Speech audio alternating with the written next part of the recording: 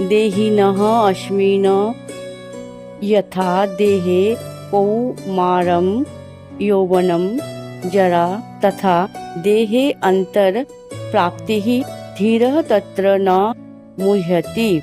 जिस प्रकार शरीरधारी आत्मा इस वर्तमान शरीर में बाल्यावस्था से तरुणावस्था में और फिर वृद्धावस्था में निरंतर अग्रसर रहता है, उसी प्रकार मृत्यु होने पर आत्मा दूसरे शरीर में चला जाता है। धीर व्यक्ति ऐसे परिवर्तन से मोह को प्राप्त नहीं होता। कहने का तात्पर्य यह है कि प्रत्येक जीव एक विष्टि आत्मा है।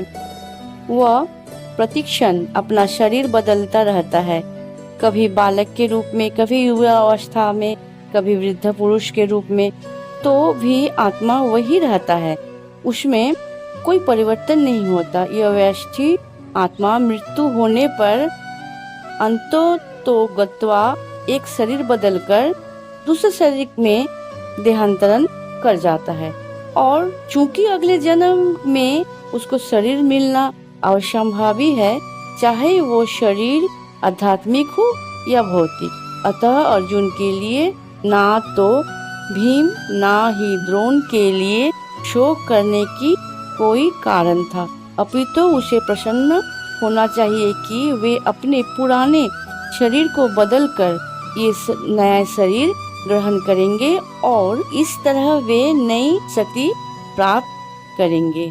ऐसे शरीर परिवर्तन से जीवन में किए कर्मों के अनुसार नाना प्रकार के सुखों, उपभोग या कष्टों का लेखा हो जाता है। क्योंकि भीष्म व द्रोण साधु पुरुष थे, इसीलिए अगले जन्म में उन्हें आध्यात्मिक शरीर प्राप्त होंगे, नहीं तो कम से कम उन्हें स्वर्ग में भोग करने के अनुरूप शरीर तो प्राप्त होंगे ही। अतः दोनों ही दशाओं में शोक का कोई कारण ही नहीं होता।